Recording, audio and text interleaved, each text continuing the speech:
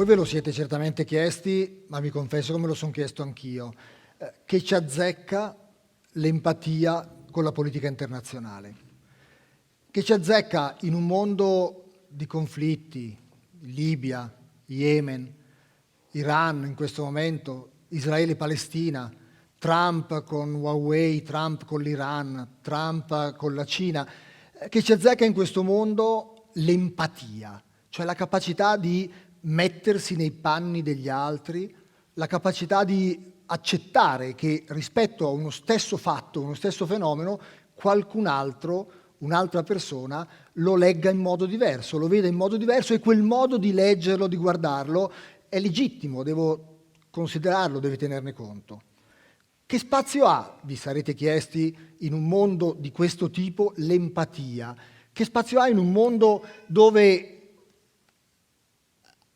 la lettura prevalente nelle teorie della politica internazionale è che le relazioni fra stati, come quelle fra gli uomini, sono regolati dall'homo homini lupus, dalla logica di prevalenza, di prevaricazione, dall'interesse, dalla forza, dal potere, tutto l'opposto del mettersi nei panni degli altri, tutto l'opposto del accettare che altri vedano in modo diverso.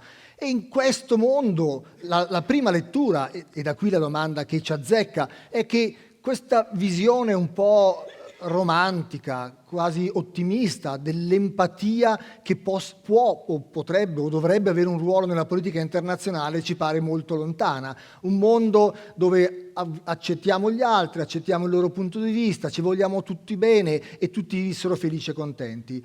È molto lontano dall'esperienza della nostra vita quotidiana, è molto lontana dalla realtà.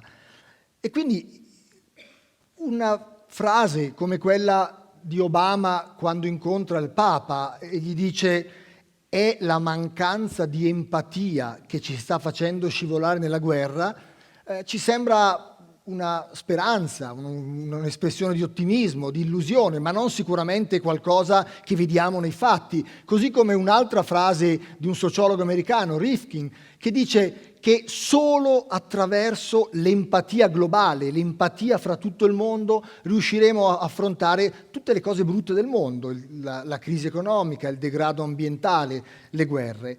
Ma Obama con il Papa, Rifkin in questa frase, sono degli inguaribili ottimisti, dei visionari, degli illusi, o nell'empatia realmente c'è la panacea, la soluzione, un modo per affrontare problemi del nostro mondo che non va nella direzione giusta?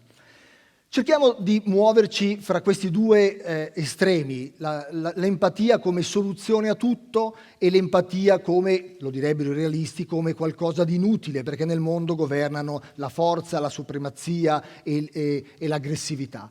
Allora, sicuramente possiamo dire che l'aspirazione all'empatia, a mettersi nei panni degli altri, è un tratto che sempre c'è nei rapporti fra stati. Voi avrete visto queste immagini buffe, ci fanno sorridere, sono i vertici del G20 o i vertici dell'Europa con i paesi asiatici o l'Europa con i paesi africani, e vediamo questi leader del mondo, qui c'è Putin con Bush, un'immagine di anni fa, in questi buffi abiti. Perché lo fanno? Lo fanno perché si mettono letteralmente nel panni degli altri, nei panni del paese che li ospita. È un modo simbolico per dire sposo la tua cultura, sono come te, cerco di essere come te. Un fatto simbolico che vediamo in tante occasioni. Ma il provare a mettersi nei panni degli altri e il provare ad accettare di uno stesso fenomeno una lettura diversa aiuterebbe, sarebbe molto utile in molte crisi. Ve ne cito brevemente alcune. Partiamo dall'Iran.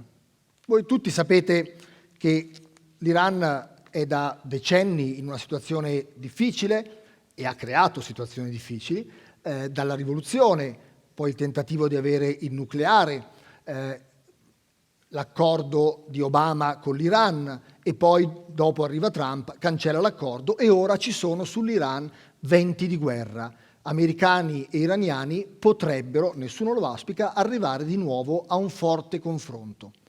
Allora, facciamo insieme l'esercizio di empatia, cioè di provare a vedere dal punto di vista dell'altro la situazione in questa crisi.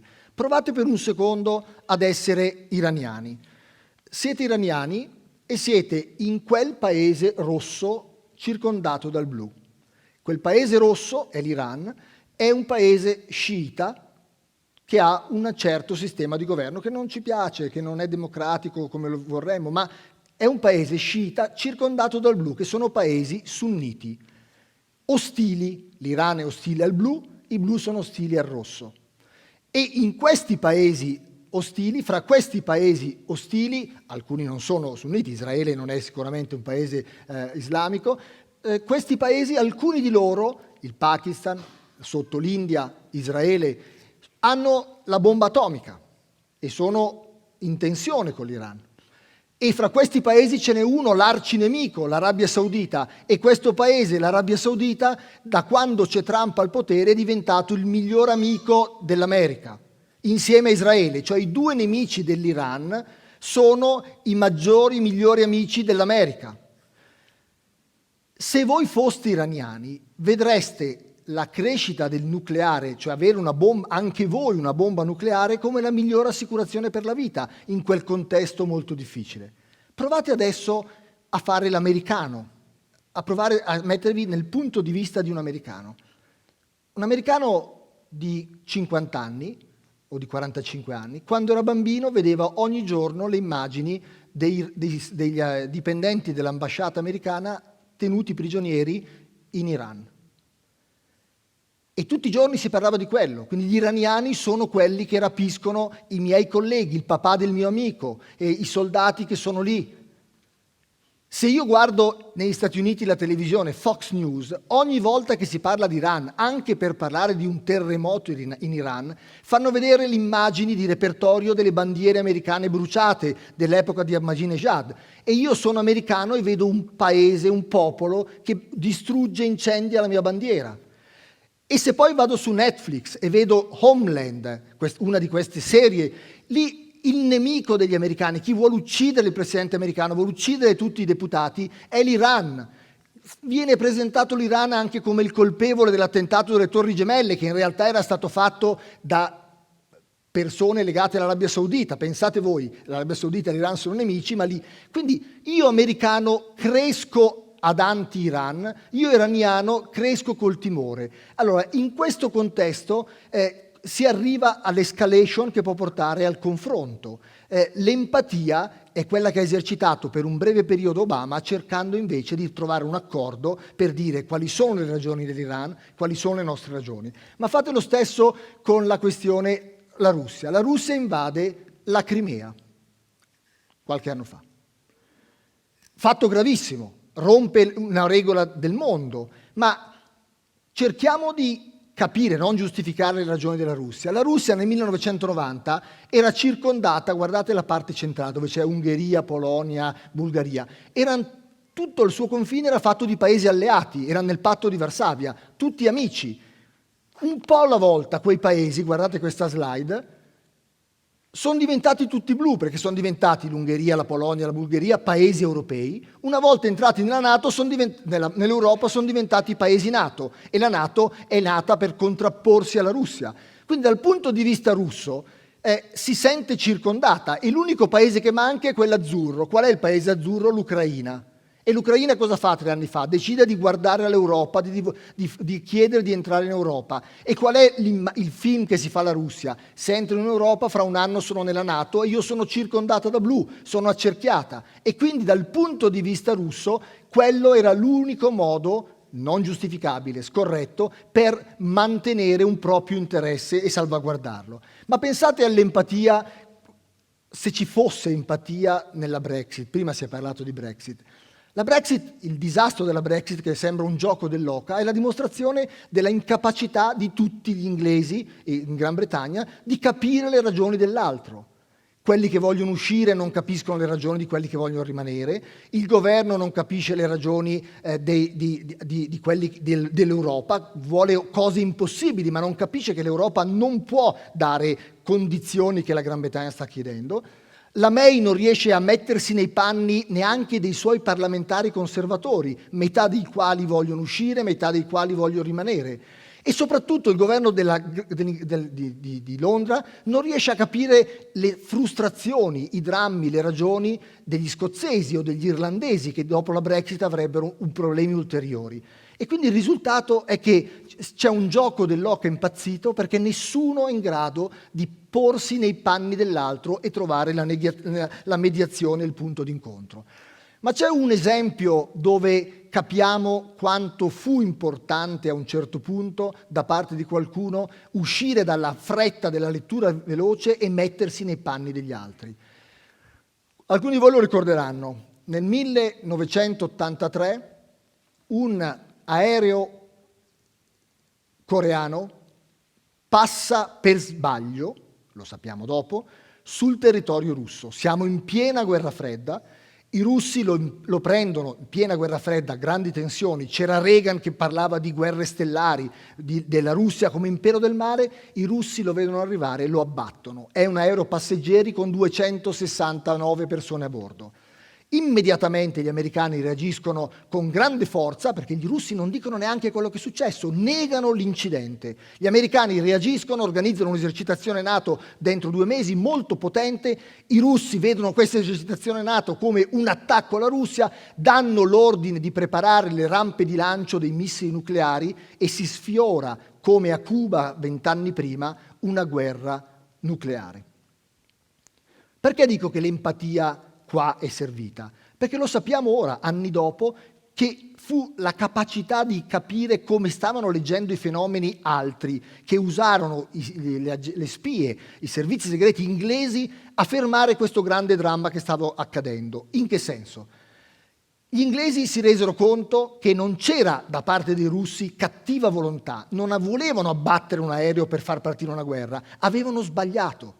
Avevano sbagliato perché la Russia l'Unione Sovietica stava già entrando in crisi, c'erano pochissimi soldi, i radar non funzionavano. Quindi quell'aereo è apparso sul territorio russo all'ultimo momento ed è apparso in uno spazio del territorio russo dove c'è una base di lancio di missili russi di prova. E quindi i russi hanno detto: sta arrivando un aereo, sta arrivando proprio noi dove noi abbiamo una base di lancio, e la lunga catena di comando della gerarchia russa lancia dei messaggi che vanno dal capitano che scrive al colonnello, il colonnello al generale, arrivano fino a Mosca. A Mosca Andropov, il presidente, è malato, è in ospedale, c'è un po' di caos, danno l'ordine di sparare e poi, come in tutte le dittature, coprono tutto per 5 giorni.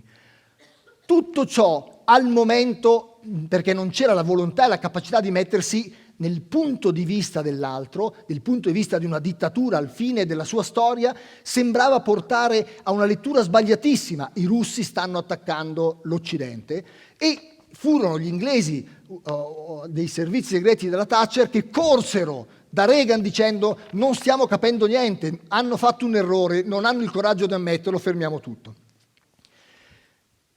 E questo è l'empatia. L'empatia quindi che aiuta, e soprattutto l'empatia, cioè la capacità di mettersi nei panni degli altri, che è una condizione fondamentale per un aspetto cruciale del nostro mondo in questo momento in grande crisi: il multilateralismo, cioè il condominio del mondo, cioè l'ONU. La precondizione per lavorare dentro l'ONU è che io accetto che anche lo Stato più piccolo del mondo, che non ha nessun potere né economico né militare, ha una sua ragione d'essere. Quando l'ONU è nato è partito da quel principio, riconoscendo che gli Stati più importanti sono più potenti, ovviamente il Consiglio di sicurezza, il diritto di veto, ma accettando che il condominio del mondo deve tenere un po' conto anche di tutti. E senza ONU, senza condominio del mondo, noi non siamo in grado di affrontare i problemi globali: il clima, le migrazioni, il terrorismo. Problemi che, se uno Stato li affronta da solo, può tamponare ma non li risolve. Pensate alle migrazioni. Le migrazioni hanno paesi di origine, paesi di transito e paesi di destinazione. I paesi di origine sono contenti se i migranti vanno, meno disoccupati e gente che manda le rimesse, quindi mi dà ricchezza. Hanno tutto l'interesse a incentivarlo. I paesi di transito, come il Chad, sono paesi che prosperano sul traffico dei migranti. Arrivano, mangiano, dormono, chiedono i passaggi con i pulmini. La mia popolazione vive su quello. I paesi di destinazione, noi siamo fra questi, non li vogliono più, li vorrebbero selezionare. Quindi hanno obiettivi totalmente diversi fra di loro. Ma se non si trova un qualche minimo comune denominatore, cercando di capire le ragioni dell'altro, non si andrà lontano. Noi andiamo dai paesi africani a dire: ti do 500.000, 1 milione di euro per aiutarti a casa tua. Ma se non ragiono nella mente del presidente di quel paese, che se i migranti escono di milioni ne mandano a casa 75 con le rimesse, quel presidente mi dirà: sì, certo, va bene, senz'altro, ma non farà nulla, perché c'è una logica totalmente diversa. Quali sono le conclusioni? Le conclusioni, siamo partiti dall'empatia che ci azzecca, l'empatia dove la vediamo in questo mondo, dov'è? Guardando il mondo reale, chi mi dice che l'empatia è la soluzione di tutto vive su un altro mondo. E c'è un pendolo fra chi crede che l'empatia è una pia illusione e chi crede che l'empatia è la panacea, la soluzione di tutto. Su che cosa possiamo provare a trovare un accordo? È che l'empatia è una condizione necessaria per aiutare il mondo a fare meno pasticci, ma non è sufficiente. C'è l'empatia, serve l'empatia, ma sempre avranno importanza gli interessi, la supremazia e la forza. Ma l'empatia è appunto una condizione necessaria, anche se non sufficiente. E come la coltivo l'empatia e come la distruggo l'empatia, senza esaltarla, ma pensando che possa servire. Come la coltivo? Beh, la coltivo innanzitutto conoscendo, studiando, con la curiosità di conoscere gli altri paesi, le loro culture, le loro abitudini, viaggiando, conoscendo, intrigandomi degli altri, di ciò che è diverso, accettando il cibo, i costumi, non chiudendomi su la pasta alla norma rispetto che il risotto alla milanese, ma accettando anche realtà diverse. Quindi il primo, con la curiosità. Il secondo modo per coltivare l'empatia è passare dai numeri, dalle masse, ai singoli. Tutti noi abbiamo conosciuto il dramma dell'Olocausto, ma i milioni ci dicono poco, ci hanno detto poco finché non abbiamo conosciuto la storia e le vicende e la famiglia di Anna Frank.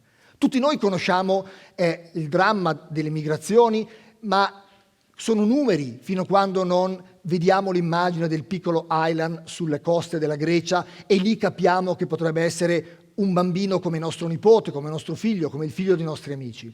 Quindi il passare, come dice Madre Teresa, dalle masse all'individuo è il modo per passare dal grigio, dal buio all'empatia per le singole persone. E come si distrugge invece l'empatia? L'empatia si distrugge quando generalizziamo. L'empatia si distrugge quando diciamo negri, islamici radicalizzati, froci, quando usiamo termini che cercano di dare a delle comunità, anche vastissime, un'etichetta generale e complessiva. Come si distrugge l'empatia? Si distrugge quando esagero nel sottolineare l'importanza del me, dell'io, dell'identità nazionale, dell'identità, delle tradizioni, delle culture, delle radici, le mie, my country first. Questo che crea un noi e un loro a prescindere è un passaggio per distruggere l'empatia. L'empatia la creiamo quando cominciamo a dire sì, i neri, i migranti sono un problema, però io conosco quello della bancarella lì, è un bravo ragazzo e cambio l'atteggiamento. Quando dico la religione musulmana è diversa da noi, è un problema, però quello della bancarella in fondo che vende le borsette lo conosco da 10 anni, è un bravo ragazzo. Quando entriamo un po' alla volta, senza appiattirci sull'altro, nessuno vuole questo, ma a capire che l'altro non è bianco e nero, ma c'è una zona grigia, lì siamo sulla buona strada. Grazie.